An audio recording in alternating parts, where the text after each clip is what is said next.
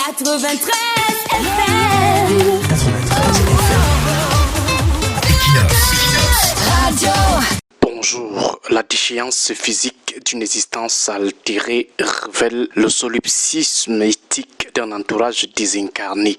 Lorsque le corps abdique et que la conscience sombre dans l'incomplétude, le devoir ontologique du semblable exige la préservation de l'altérité et le respect de la finitude.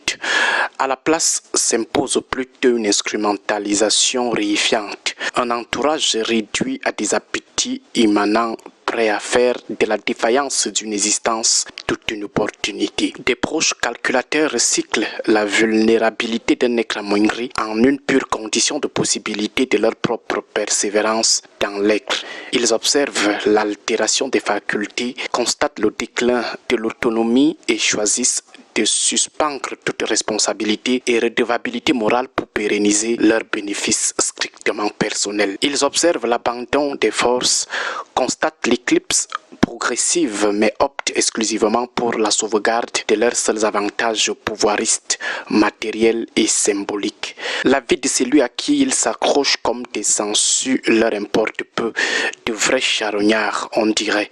Cette attitude accomplit une négation de la priorité extrême de l'humain qui en principe devrait constituer en tout temps et en tout lieu une foi en soi. Malheureusement pour certains, la personne diminuée cesse d'être appréhendée dans son intégrité ontologique pour devenir un pur artefact fonctionnel, un outil de légitimation, un bouclier commode destiné à protéger la jouissance de privilèges indus. La compassion se trouve ainsi embusquée dans un buisson de rationalité cynique et très obscur qui ne calcule qu'en termes de rendement, d'opportunité de conservation du statut social personnel. Piller, amasser, réprimer, dominer et se maintenir dans des positions de pouvoir. L'être leur importe peu. La fidélité proclamée se résout simplement en un parasitisme fondamental dont le seul horizon demeure l'accumulation sans borne, la captation des ressources collectives et la perpétuation de la domination. L'atrophie de leur conscience conduit à l'effacement graduel de l'humanité de l'autre, érigée froidement en appât clanique clé d'une stratégie d'autopréservation. Ces consciences prédatrices refusent à l'éclamoignerie l'accès légitime à la sérénité, au silence, au repos et à l'accomplissement naturel de son cycle biologique. Elle marchande les derniers souffles d'une existence usée contre de l'influence du pouvoir et des commodités mondaines caduques. Cette absence totale de sensibilité devant la dégradation de la chair révèle une misère éthique absolue. Préférer le spectacle continu de l'épuisement d'autrui à la renonciation à un confort égoïste.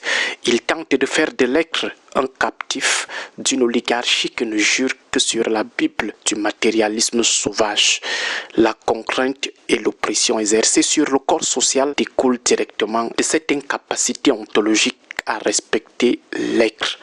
Quiconque est capable de sacrifier la dignité de son proche sur l'autel de ses intérêts matériels immédiats se montre irrémédiablement hermétique à toute forme de justice, d'empathie et de vérité. La proximité avec l'être affaibli se mue en une entreprise d'exploitation pure où le déclin de l'un nourrit la voracité financière et l'ambition des autres. Le supplice d'autrui devient capital, son impuissance la garante d'un ogre injuste et sa passivité la condition de leur impunité. Le cynisme de l'entourage convertit la vulnérabilité en rente de situation. De vrais charognards.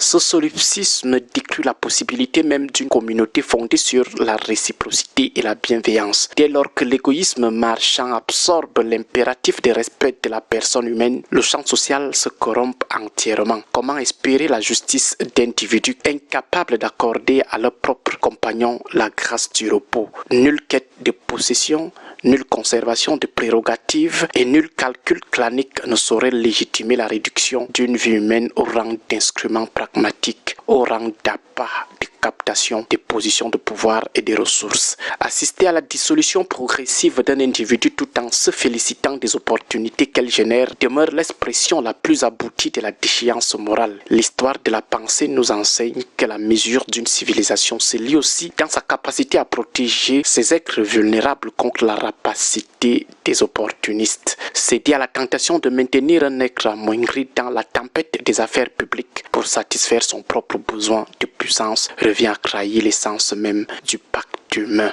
La compassion. L'éthique exige la lucidité et la lucidité impose de reconnaître quand le temps est venu de céder la place. Une leçon aussi à retenir de l'être.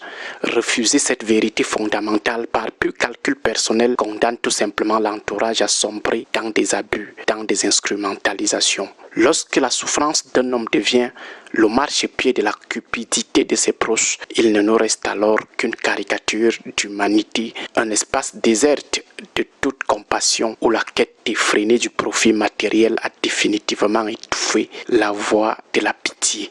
Bon début de semaine à vous tous. 93 FM. 93 FM. Equinox. Radio.